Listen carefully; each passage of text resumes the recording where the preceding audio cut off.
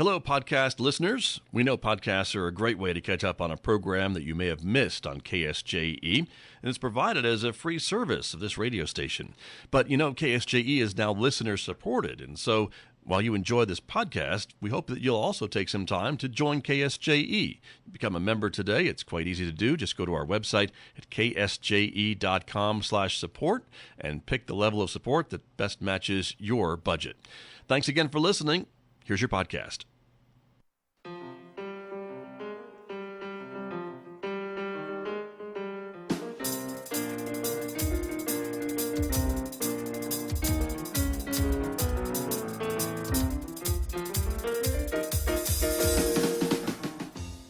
12 minutes past 8 o'clock. It is Thursday morning, the 17th day of April, 2025. Good morning, everyone. I'm Scott Michlin. Thanks for tuning in to KSJE 90.9 FM over the air here in San Juan County, New Mexico. In Durango, Colorado, we broadcast, of course, at 103.3 FM. And if you're listening to my voice anywhere else on the planet, you've gone to our website to do that, ksje.com. Welcome also to our viewers who are joining us this morning. The video of this program is streaming out live to the KSJE Facebook page and also to our YouTube channel. So welcome aboard, everyone. So glad that you were with me this morning, because coming up, we are talking a lot about safety this morning with my guest from San Juan County Fire and Rescue. It is getting to be fire season. We've got a windy weather day up for today and really dry conditions. So we're going to hear just about how much danger that means for the area coming up in the next few moments. We'll also talk a bit about septic tank safety as well for you to keep in mind today. So that's coming up. Later on this hour, we'll also be checking in with students from Piedra Vista High School. They'll be here talking about their latest theatrical production of Beauty and the Beast Bed and Breakfast. That is going to be on stage very, very soon. We'll get the details later this hour right here on KSJE this morning. Don't forget, next hour too, Mick Hess will take over Studio A, our Roving with the Arts program, weekday classical music beginning at 9:06. You can also connect with us on X and Instagram in addition to Facebook and YouTube. And we remind you, if you're a podcast listener, you can subscribe and find KSJE podcasts. They're available where you're already listening to podcasts. So check it out and discover a new local program that you may have missed. Outside our studios here at San Juan College, it is currently 54 degrees, a partly sunny Thursday morning. Winds are just about 7 miles per hour, but we're expecting a much windier day today. We'll get more sunshine today as well, with a high of 64, and wind gusts this afternoon could reach up to 50 miles per hour. So that's the issue with dry conditions and the fire danger. Overnight, windy conditions continue with a low of 43, and then for tomorrow, look at that, a 70% chance of rain or snow showers on Friday, much cooler temperatures with a high of 45 and a low near 40 on Friday night with more chances for rain. And again, chances for rain or snow Saturday with a high of 46 and a low of 32 before sunshine returns on Sunday with highs near 60 degrees. I'll be back with my guests with more right after this on KSJE. KSJE is supported by San Juan Regional Medical Center, whose vision is to deliver world-class care, making life better for the communities they are privileged to serve. Offering a comprehensive range of inpatient, outpatient, and emergency care services so residents can live life better here. San Juan Regional Medical Center, community-owned and operated, here for you. Life is all about getting from one place to another, from home to work, between school and the store. But what if you don't know exactly how to get there? That's where the Navigation Center can help. Maybe you've lost vital documents, need help with housing, or can't find a medical provider. Located inside Presbyterian Medical Services at 1001 West Broadway, the Navigation Center can help you navigate life's challenges. The San Juan County Navigation Center, connecting to resources, empowering lives. Back at Studio A with my guest this morning, as I mentioned, from San Juan County Fire and Rescue. Chief David Vega is here with us this morning. Good morning, Chief. Welcome back. Morning, sir. To KSJE. Good to have you here. Thanks for having us back. Appreciate you coming in. Also, Devin Neeley is here as well from San Juan County, the Public Relations Manager. Devin, good morning. Yeah, good morning, Scott. Just sharing this broadcast over to our social media pages where everybody can find out more about the current conditions. They can do that as well. So thank you for doing that. And appreciate both of you coming in to talk about these drought conditions, these fire conditions, fire danger. And so, Chief Vega, we saw, I think just yesterday, the county issued a fire ban, no burning, for at least the foreseeable future, I guess, was the idea. And that includes the unincorporated areas of San Juan County, the communities of Kirtland and Bloomfield, I believe, was under that county ban, correct? Yeah, so we did implement an open burning restriction.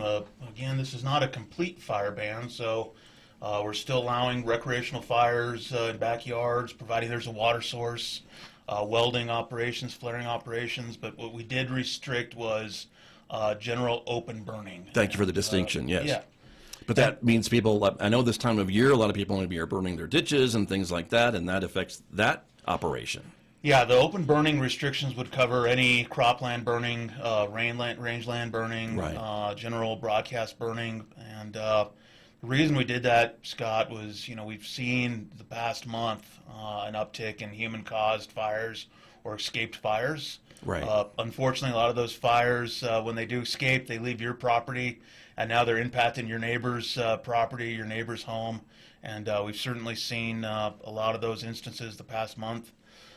So again, just out of an abundance of public safety, looking at the fuel conditions, looking at short-term and long-term weather forecasts, there was certainly enough evidence to support an open burn restriction. Right. And it's important to that the viewers understand too. Going forward, we're going to continue to monitor weather conditions, and there might be future restrictions on top of what we've already got right now. Right. Good to know. And of course, a weather forecast like the one we just shared today with wind gusts 50 miles per hour by this afternoon. I mean, that doesn't bode well for this type of danger, right? I mean, that's the problem. Yeah, the National Weather Service has posted a red flag warning today, meaning that there's forecasted high winds, low relative humidities. Right. Those conditions, if there is a new start, that lends itself to a fire that's able to develop very, very quickly. So again, we want to make sure that the public understands that they really need to be careful with fire. The conditions are ripe right now. The fuels are receptive, so any little fire is going to have a high chance of escaping and turning into a big fire. Exactly. And with the fires that you had recently with your crews, and it seems to me, I'm not sure if you had a couple happening around the same time, but it really seems they came in pretty quick succession if they weren't happening simultaneously. You guys were really busy. Your crews were really busy, it seems to me, last 2 weeks or so. Yeah, and that's certainly, when you look at contributing factors, and again, it's important that the listeners and the viewers understand that, when we implement a restriction, it's not, it's a scientific method, right? We're not just waking up and looking at the clouds and, making an emotional-based decision. We're looking at a lot of factors. Right. We're looking at the occurrence of human-caused fires. Again, we're looking at the fuels factor, the weather, both short-term and long-term, and certainly the number of human-caused fires, not to mention the occurrence of back-to-back-to-back or concurrent fires, burning at the same time across the county. Those fires, 2 or 3 fires burning at the same time, stretch our resources. And not only San Juan County resources, but they're also impacting Farmington Fire Department resources, other fire departments. So it's not just San Juan County that's being impacted. You're impacting the entire fire response system. It doesn't take many fires. 2 or 3 fires burning at the same time, is going to stretch our resources thin. So right. That's what we're trying to reduce. Got you. And I mentioned this, I think, the last time you were with me talking about fire danger and things like that, and I referred to the fires in Los Angeles that we saw.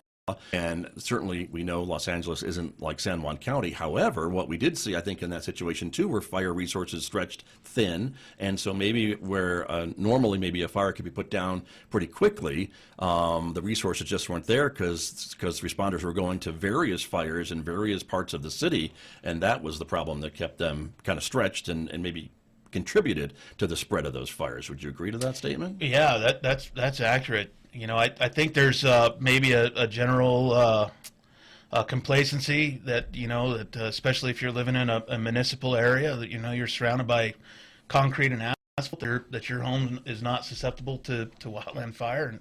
And people need to understand, even in, a municipal setting, there's wildlands. Right. And, any wind has the potential to blow embers into, gutters. Gutters collect, needles, pine needles and leaves.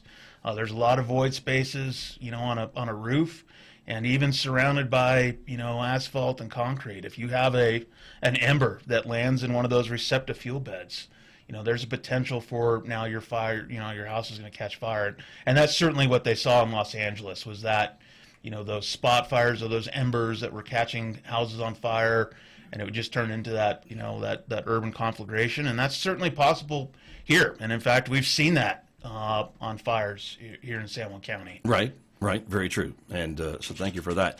In addition to the county areas, I think we were talking before we came on the air this morning that the other cities have kind of come on board a little bit. Devin, do we know a bit about that? Is Aztec has made a statement about fires and things like that? Yeah, we saw yesterday that the Aztec Police Department mentioned that they won't be issuing any burn permits for the foreseeable future as well.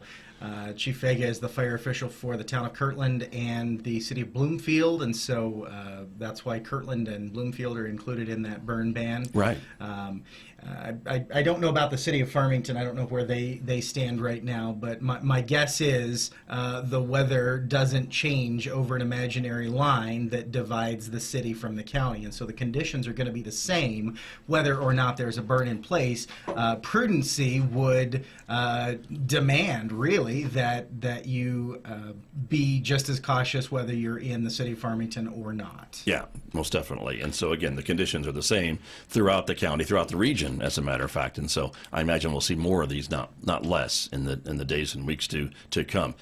Chief Vega, we've got some photos of some of the fires here that you're just talking about. And as we can see, these things can spread pretty quickly. And I guess that's the other part of the danger, right? If it's not a windy day, the dry conditions are still going to help these things spread.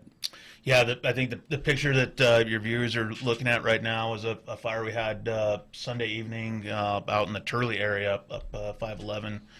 Yeah, even without wind, the fuel conditions are so dry, and part of the challenge is as your listeners and viewers know, we had almost no winter moisture.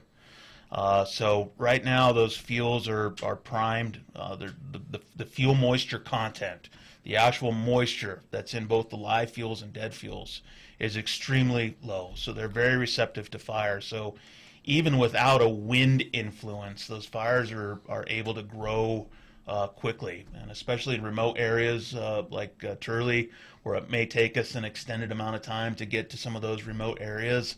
Those fires are going to have the potential to grow very, very quickly.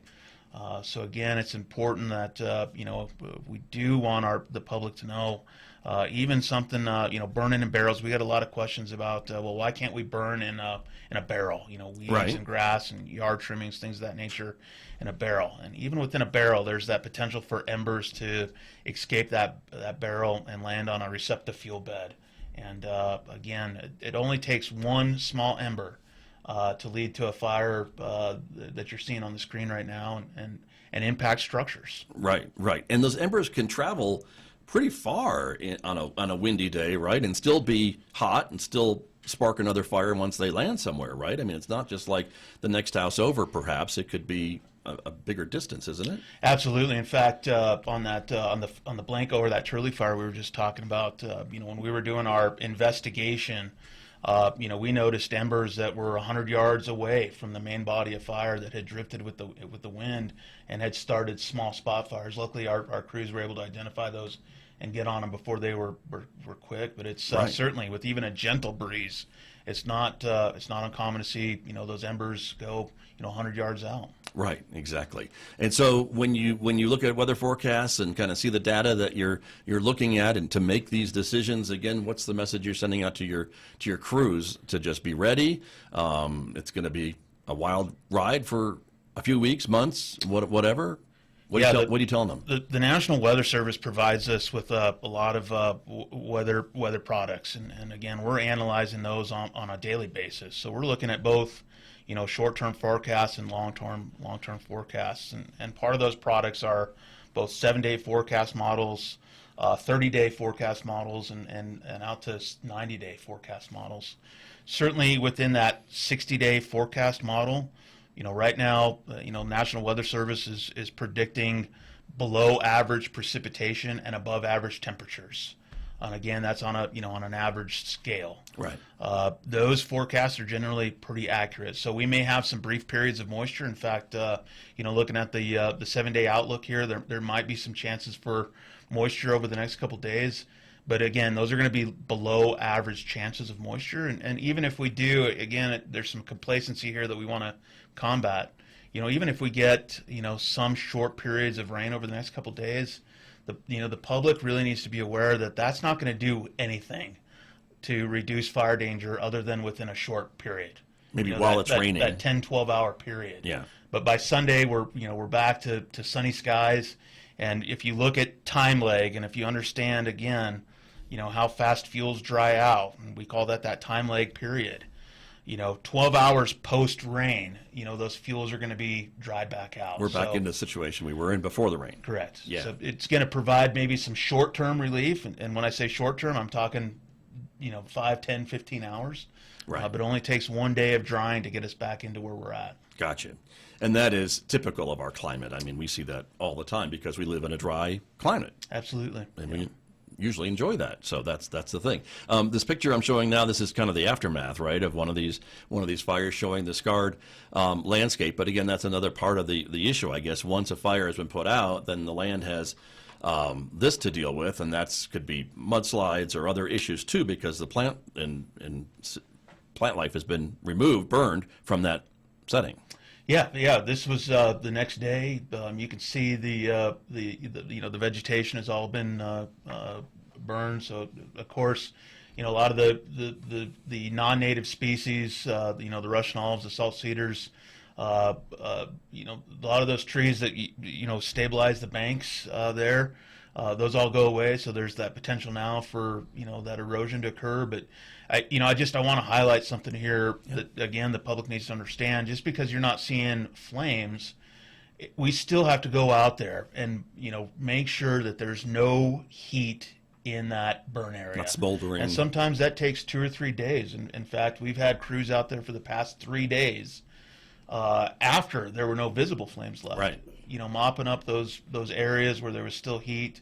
So just because there's no fire, we're still out there monitoring. We're out there physically putting our hands down, cold trailing those areas to make sure that there's no heat. So those are very labor-intensive operations. Right. Gotcha. Very good. So again, you've banned open burning in the county, in the unincorporated areas of the county, in the city of Bloomfield, in the town of Kirtland, and we know that Aztec is joined as well, and we imagine that probably Farmington, if they haven't already declared it, they're not probably far behind. What's your advice for folks about the types of burning that still is allowed? Should we take some other precautions to do that type of burning that we still can do? Yeah, absolutely. I mentioned, our open burning restrictions right now do not affect recreational fires, welding operations, flaring operations, but certainly anytime you have open flame, there's a potential for an escape fire. So even if you have a chimenea in your backyard or a fire pit, we do still expect you to have a water source on scene.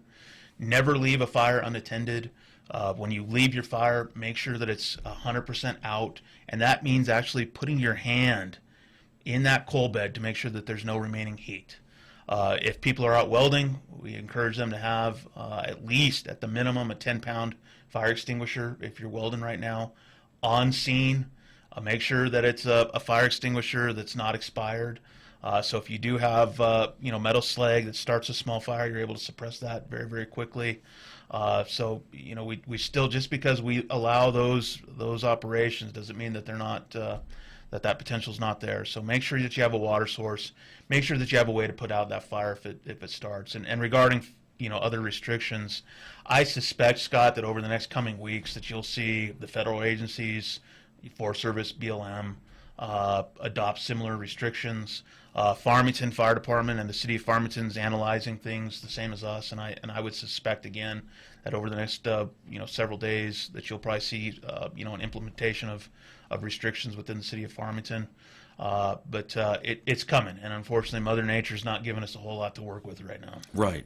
But better safe than sorry, and being forewarned and knowing kind of the dangers can help people maybe make some precautions and at least be be ready and have something standing by, as you mentioned. I wanted to bring Devin into the conversation a little bit too, because it's Devin's job to inform the public when there is issues like a fire or things like that. And I know you also have access to tools through the 911 center to alert residents that live in an affected area. I mean, that's also part of just getting the word out, right? If there's something that could spread to a neighborhood, right, in the county or elsewhere. Yeah, definitely. We use our social media platforms as a first level of awareness for different incidents that are going on in the community, and if there are incidents that rise to the level of an evacuation or sometimes a shelter in place, we use assets that we have access to through the 911 dispatch center, including Everbridge notifications, and then the very top level of that would be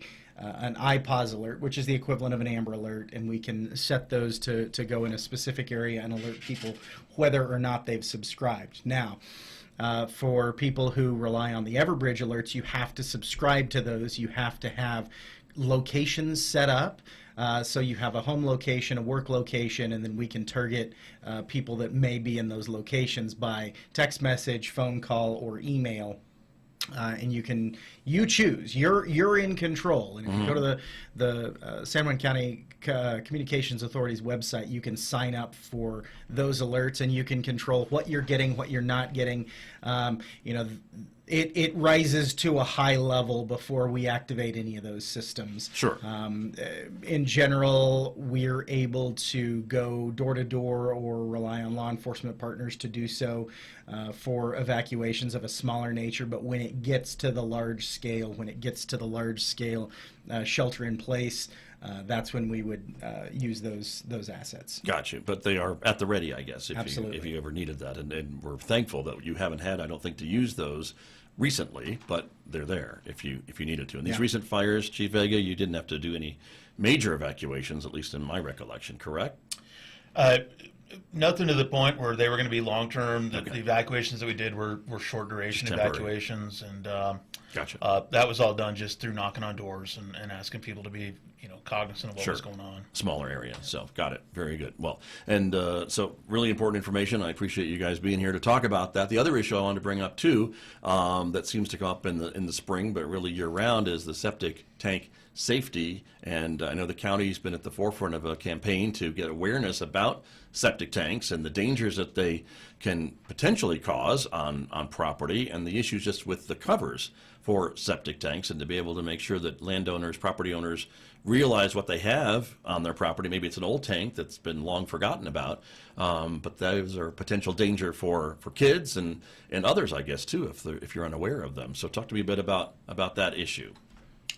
We've identified over the last few years that there have been a number of incidents involving children, adults, and animals falling into open, unattended, or incomplete septic tank lids, and these folks have fallen into the septic tanks with often tragic outcomes. Right. And so over the last couple of years, it's been our mission in the springtime, most specifically, because that's when people are back outside and exploring, and kids are running around, and they find something that's green and dome-like and looks like something fun to jump on, and the New Mexico sun and lack of moisture this winter means those plastic lids can deteriorate, and somebody could fall right through. So a couple of things that we recommend. One, very specifically, is to check your lids and make sure that they're complete, make sure that they have all of the safety screws installed, make sure that the plastic isn't deteriorating, and if you need to replace them, there are local vendors that have those available.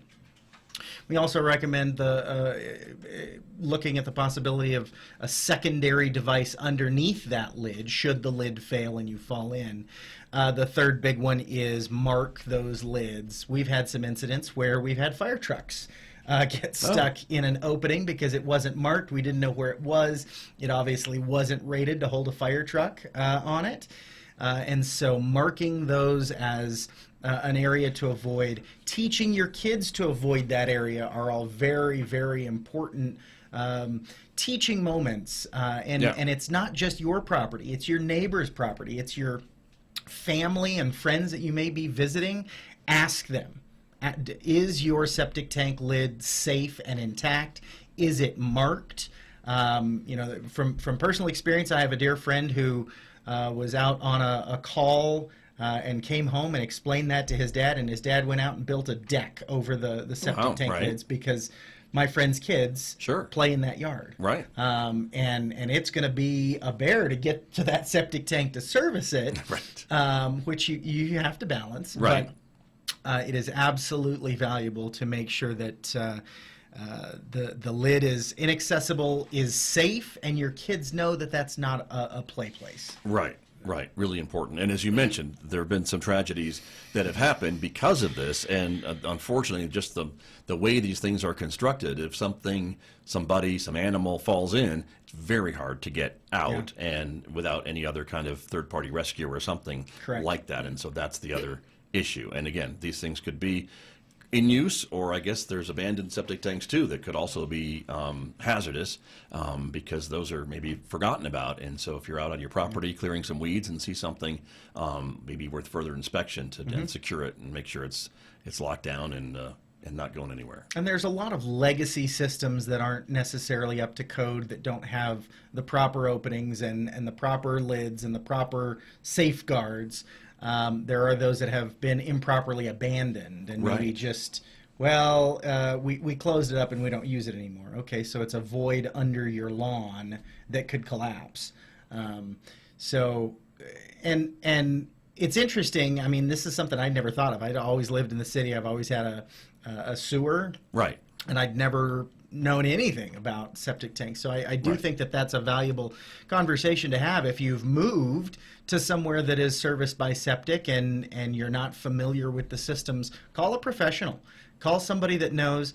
There may be information in the deeds or surveys about where something like that would reside, and do your homework. Right, exactly. And you should be able to tell if you're on sewer or not. Yep. If you get a bill, or even if you're renting, your landlord should be able to tell you that. And so again, I know a lot of folks do, enjoy living out in the county, have a lot of property, but again, that's also part of the experience, I guess, of living out there. And so the only thing I remember about septic tanks is the grass is always greener over them. And other than that, maybe that's how you can locate them. I don't know. Yep. If you have a patch of grass that grows year round and you're not sure why because you don't water it, that could be a leach field. Yes. There you go. Yeah. But there you go. Well, good advice from both of you this morning. I really appreciate you both coming in. And am I correct, Devin Neeley, that this campaign has won some awards for the county from the Septic Tank Award? That's correct. Septic tank safety. And our goal was, not only has this been offered to counties throughout the state, counties and municipalities throughout the state, but we have won an award from the National Association of Counties for this campaign with these materials, and we make them available to anybody that would like to use them. I know that there's a county in Idaho that is using this, and I got contact from another county, I'm not sure where, but they've asked to use the materials as well, so we'll get those over to them. Very good. And as we're showing on the screen, and just for our radio audience, again, there is a whole website dedicated to this topic, and you can find more resources and details, septicsafesjc.com. from this award-winning campaign. Congratulations, and thank you for sharing that with us this morning. Chief Vega, thank you for coming in and reminding us about fire safety, and we'll keep an eye on the weather and just be aware, even when we're out grilling or what have you, just to have that water source and never leaving it unattended, these fires that we're allowed to have. So appreciate your time, both of you, this morning. Thank you. Thank you, Scott. Thanks very much. My guest this morning from San Juan County with me here on KSJE. KSJE and the San Juan College Native American Center present the Student Study Tip of the Week. Hello and good day. This is Demetrius coming to you with the Study Tip of the Week. One of the study tips for college that can make a massive difference in how you approach new information is knowing the difference between memorizing the material and understanding it. Memorizing information isn't actually learning the information. It's just helping you learn how to repeat it during a finite time. For example, if you're studying for a Spanish exam and you're memorizing a conjugated verb chart, remembering what the verb looks like in a written form will help you remember the information for that exam. However, you might forget the meanings of the verbs and how to use them in a sentence afterward, since it's a very specific way of studying. This may catch up with you when you take the next level up of Spanish. The Student Study Tip of the Week is presented by the San Juan College Native American Center and KSJE. Did you enjoy that podcast? We hope that you did. And if you did, share it with your friends. And if you really want to keep podcasts like this coming, please support KSJE. You can do it easily online at ksje.com.